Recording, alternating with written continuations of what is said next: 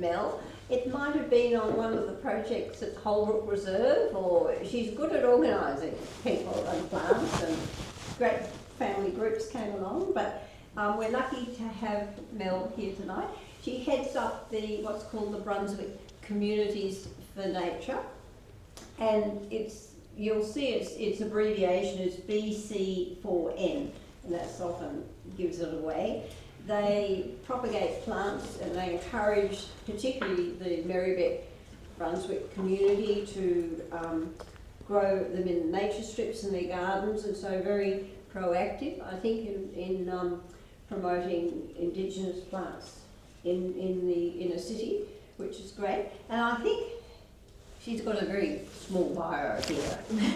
She's been involved in BC4M since inception in 2013, and she lives in Brunswick, and her day job is in IT. But now, didn't you stand for council? Or I did, yeah, I do that. It's my other hobby.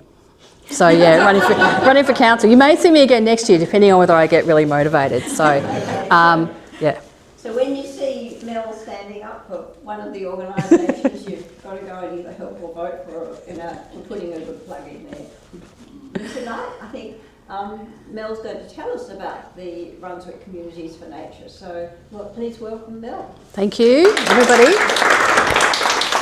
I don't have a presentation, but I do have some show and tell.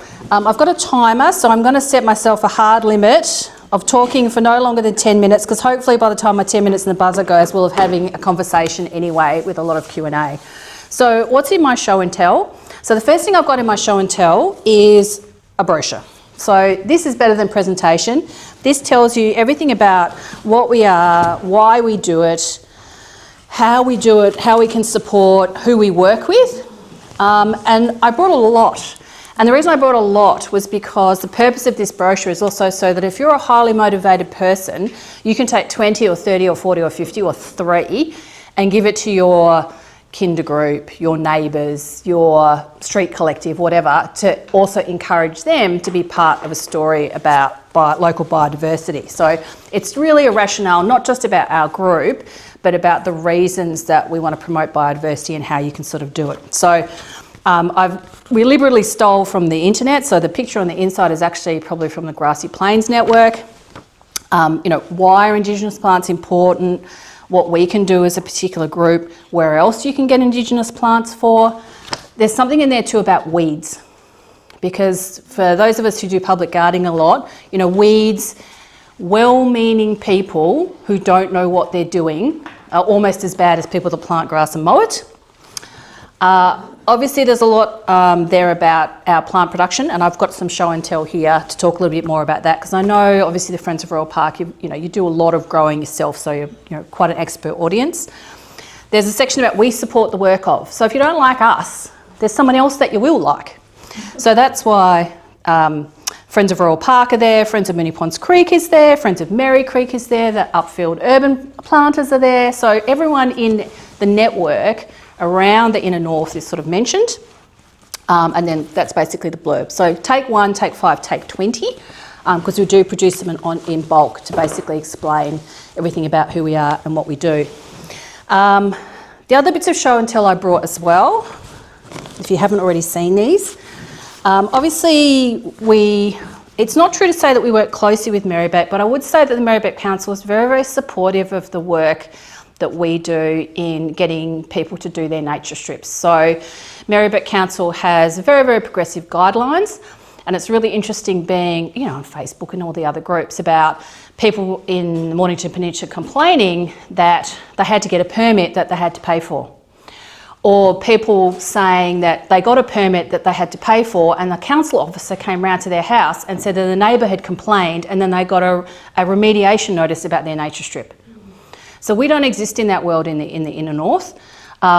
We have very, very supportive, flexible council guidelines, but we also, as a community group, do play a bit of a role in trying to enforce and encourage people to abide by those, because it might sound fantastic for you to grow XYZ fruit trees, but they do sometimes cause problems. You might want to have XYZ planter boxes and they can cause problems. You might want to have bluestone pavers and they're not suitable for a footpath. They're just not. So those are the kinds of things that we encourage. It's a lovely program, and it's the Gardens for Wildlife. Is everyone from City of Melbourne or Marybeck or Darebin or Marybeck? Okay. We've got one down on the War Park South, right on Southgate Street. It's the Gardens for Wildlife. Oh, it's a site, is it? A special site? It's around one of the old cottages. Yeah, okay. Has anyone else participated in the program or put their hands up to volunteer? Yeah, okay, good. So you know a lot about it. But it's a lovely book. I think this is a lovely book, particularly a bit like our brochure. It gives you a really good overview of garden design and biodiversity and planting for birds and all the rest of it. So if anyone hasn't got one and would like one, please take one. So that's rather show and tell. So we're promoting all the programs that encourage biodiversity in public places, in nature reserves, in private homes, you know, wherever there's a possibility and opportunity. The last thing I'll show you before I talk about my plants, which is a fun bit, this is a new thing that we did, and it's from the Nature Plan. So the Nature Plan came out a couple of years ago before the rebrand from Moreland to Marybeck, so that's why it's got a sort of slightly awkward new council name. And this is a lovely image that was created that shows in our highly dense urban area, the really important nature sites in the area.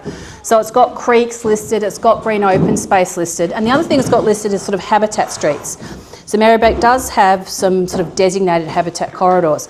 And in theory, Brunswick Communities for Nature kind of started because we were operating in one of these nature corridors from down my street where I live, down Edward Street, and up towards the Brunswick Transmission Station. So that's kind of the genesis of Brunswick Communities for Nature, is urban infill.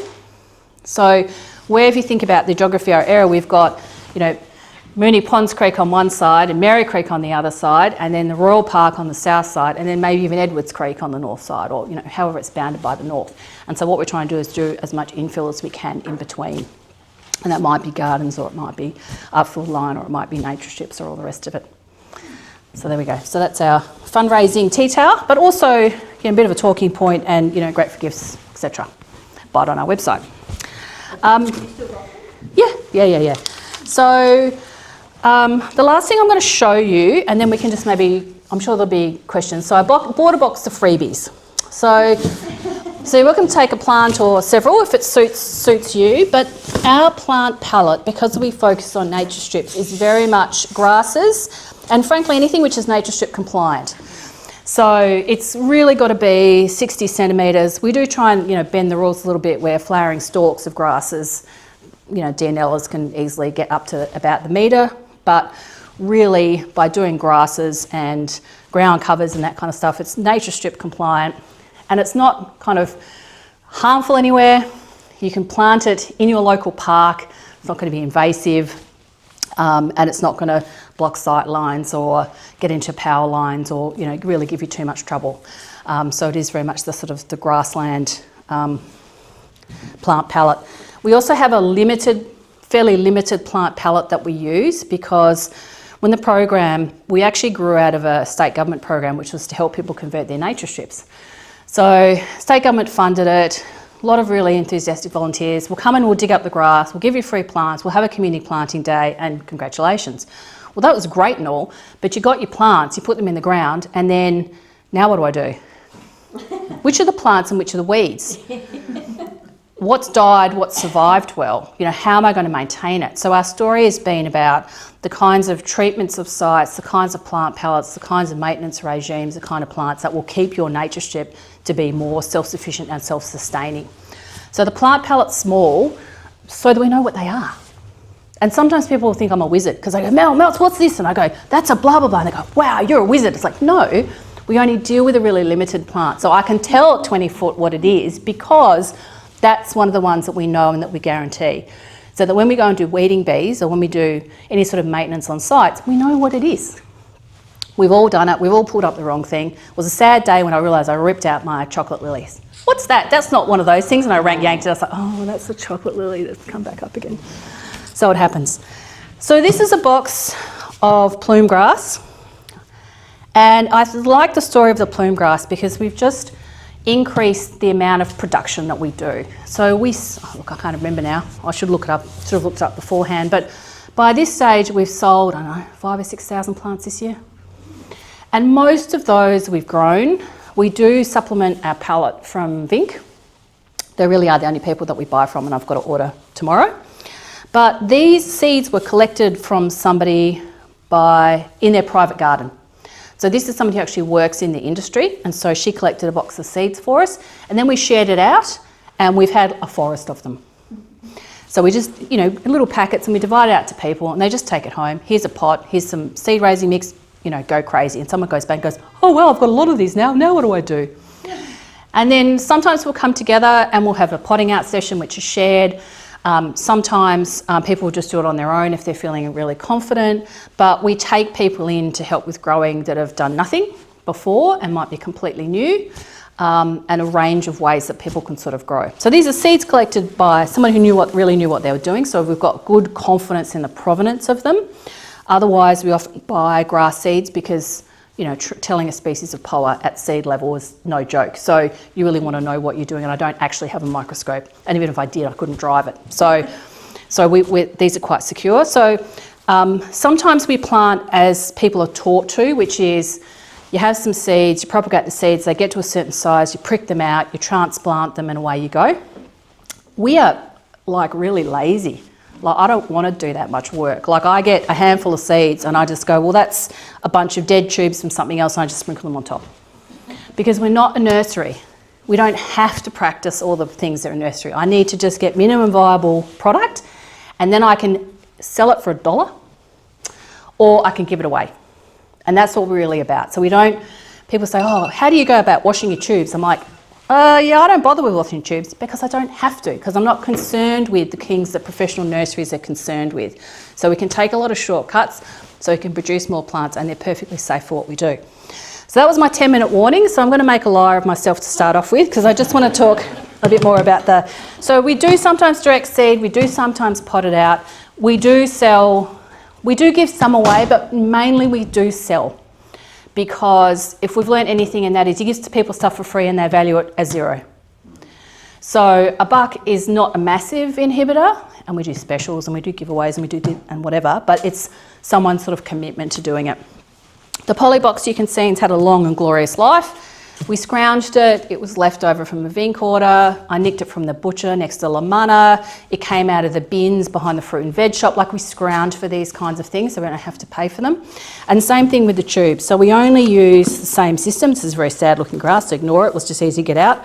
So we only use the one system, because when you're doing these things at scale, there's a reason, so everything's standard. The boxes are the same size, the tubes are the same size. We know that there's always going to be 54.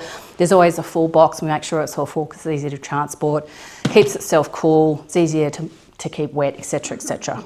So those are the things we sort of kind of learn. And because we operate at this very, very tiny scale, there are a lot of other groups all across Victoria and across Australia operating at even smaller scale than us.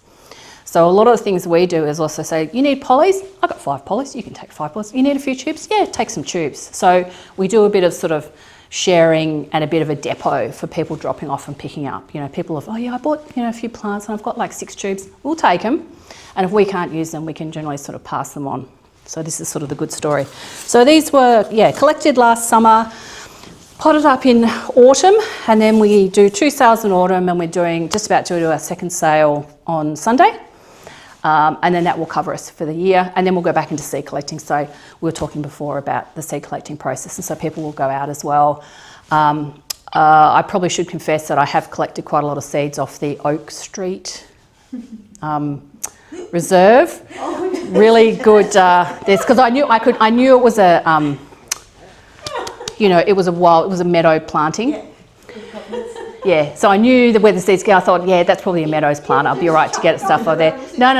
So I got enough vitidinias to do. I didn't bring any vitidinias, but I got enough vitidinias to deal with us for a whole season, and enough beauty heads again for a whole season. We don't need much. So that's our sort of production story. So,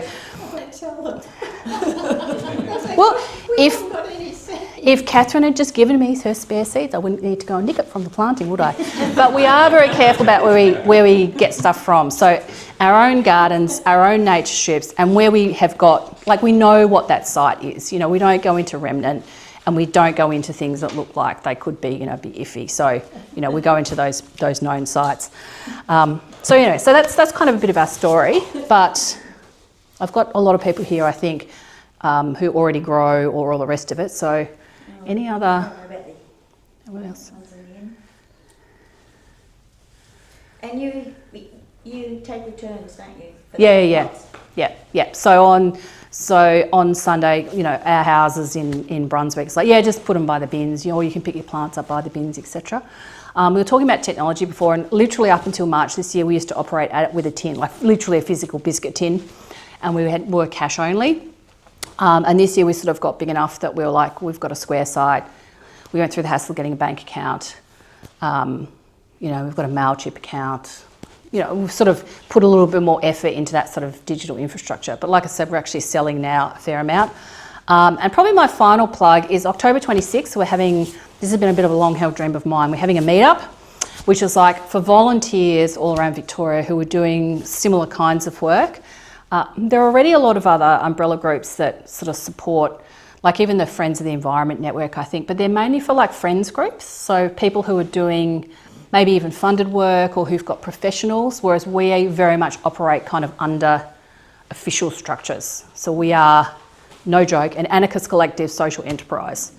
So we don't worry or have to worry about some of that other bureaucracy and go to great lengths to never have to apply for money or quit grants or do any of that if at all possible. So we try and do as little as we can. Fantastic. Questions?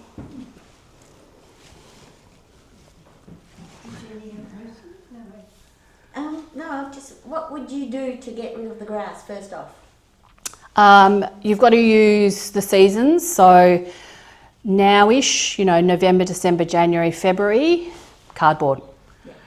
Yeah. Nice thick cardboard and mulch. If you can get council mulch, that can be great, but often it's very weedy.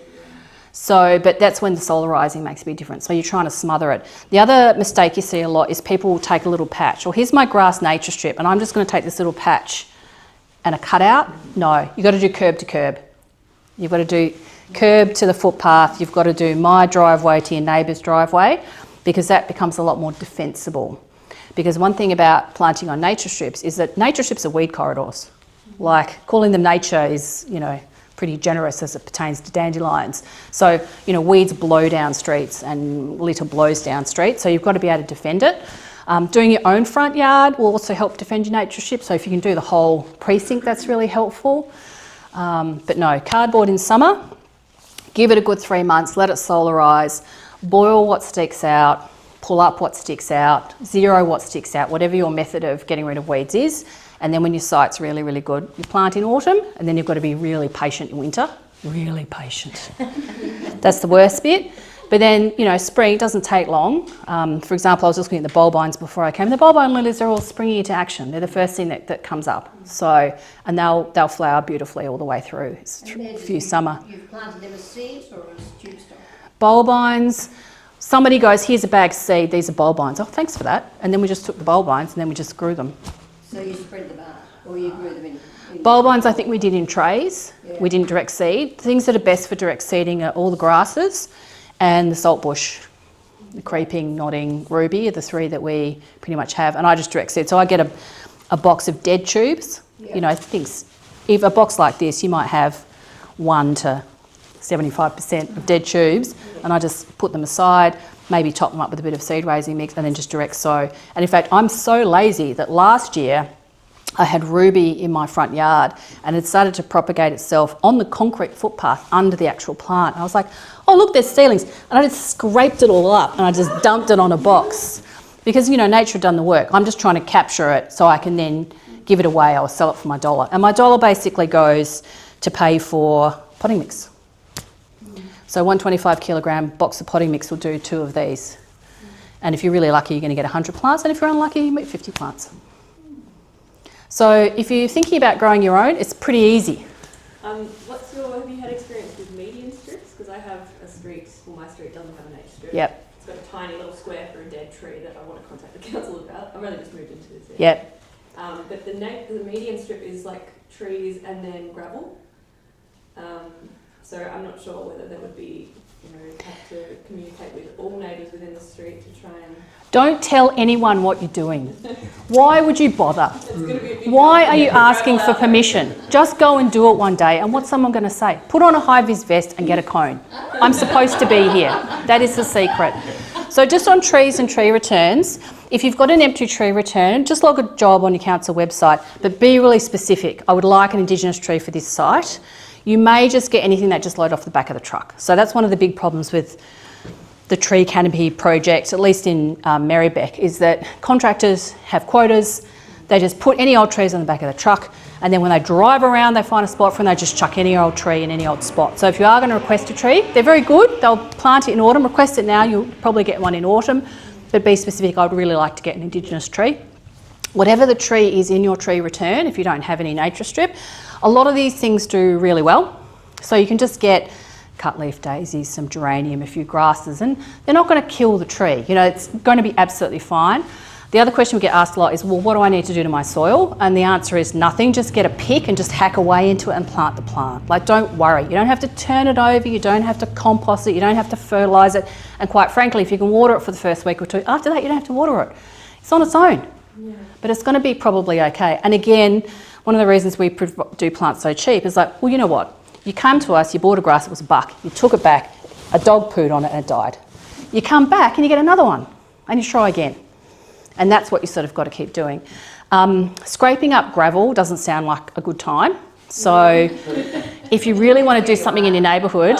Depends what suburb, what council you're in. Marybeck, but yeah, I don't want to do it on my own. It would just be amazing if we could have like a meadow through the centre of something. Yeah, but you could try to be, get one little end, scrape it away and just, put it in your neighbour's rubbish or whatever, and then try a few, and then maybe you're like, well, I did a foot and not everything died. Half of it died, but not everything died. So the ones that lived, I'll get more of that and I'll put some more in. And then maybe you can do another foot. Alternatively, you just find... You do it around the tree, or you're like, I've got a nice park around the corner, I could probably fit a few plants. Now, there's no park in Marybeck that has anything planted in it that's so special that the addition of Indigenous grasses is going to ruin anything. Like, there just isn't a park in Marybeck. Like, they're all former tips, and they've got elm trees in them if you're lucky, and exotic grasses, or gerberas, or worse, right? So you can't hurt anything by planting these in a public area. So that's something you've got to sort of realise. One of the other things that the people always ask, besides the permission thing, is like, well, who do I have to ask? Don't ask. Just do it. And if your neighbour doesn't like it and digs it up, you know what? Do it while they're not looking. Just replant it again. And if someone dobs you in, you just deny it. I didn't do it. You never saw me. What are you talking about, officer? I mean, what are we talking here? I'm putting grass in the ground. Like, I'm not building the Eiffel Tower. I'm putting grass in the ground. People say, what happens if I get sued? It's like, you know what? If someone sues you for putting grass in the ground, I will contribute to your fighting fund.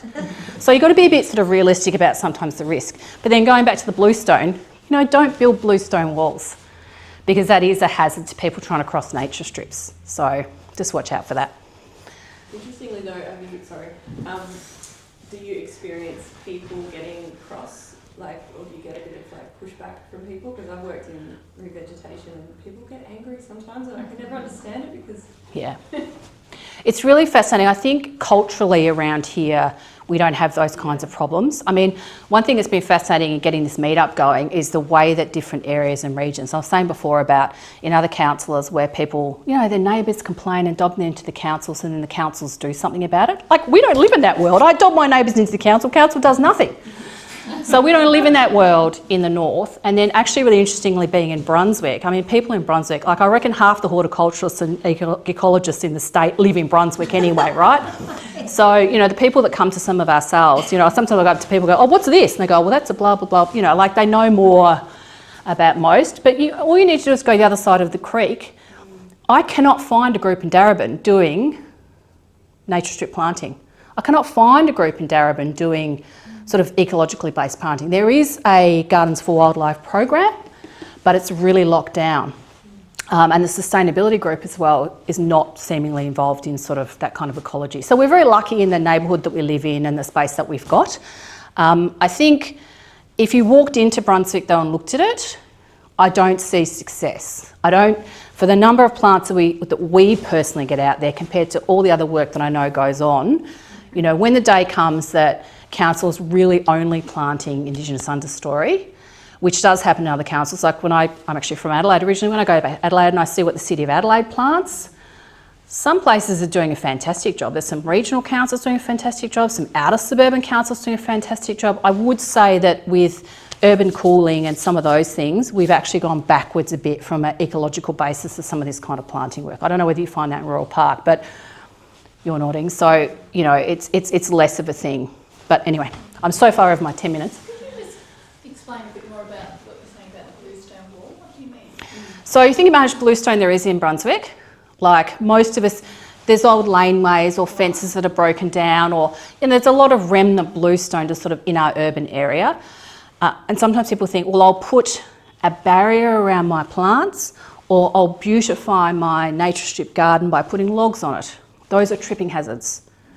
So when you are planting for a nature strip, you do have to recognise that people need to walk over it. So it exists in that sort of public-private realm, and that's what makes it so vexed and so contentious and so difficult. But also what makes a meadow-type planting or a grassland type planting so suitable.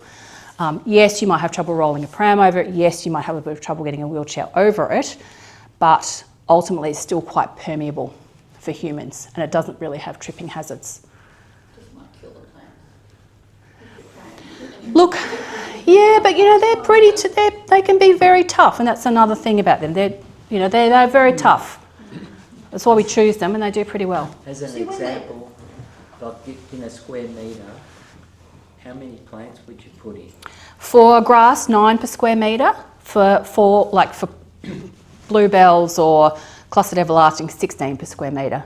For salt bushes, maybe 4 per square metre if you're feeling it. And then sometimes if it's a large DNL, maybe 2 per square metre. So it depends on the species. So you don't need too many plants. Well, look, yes and no. If you are going to convert a nature strip, you might actually find that your nature strip is 3 metres deep and 10 metres wide. And once it's 30 square metres times 9 plants a square metre, that's when paying $500 for your nature strip's not economic. Whereas you can come to us and get a box of plants for $40 or $50.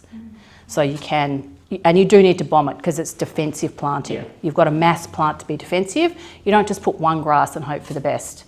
You put 50 grasses and hope for the best. Scale is your thing. I was walking yesterday along the Moonee Ponds Creek Trail and I saw just like a swathe of meadow plants and I was so excited, and I don't know exactly, I think it was council, but yeah, it's just like, what have we got? The chocolate lily, bulbine lily, a whole range of grasses, there was native flax, native geranium. Yeah, it was really nice. So, yeah. Which part was it? Where was It was like, I think it's called Fraser Street Reserve. It's like further up. Oh, yeah. Yeah, it's almost, I think it's becomes Moonee Ponds there. I've gone back to it. Near Hopetoun, is it near Hopetoun Reserve? Further north? Where is it? Sorry, let me find it. While you're looking at, Yeah. the other thing which people don't realise is that after these grasses have grown and seeded, you can mow them. In fact, I mean, burning them is even better, but you can mow them so you don't end up with, a terrible mess carrying on to the next year. Just off Albion Street. You can walk at Albion Street. On the creek? Yeah. Yeah. Yeah. There's a lot of... Yeah. Yeah. So take one, pass it on if you want to take one. If you don't want one, just keep passing around. They'll come back to the beginning. And if you want a few more...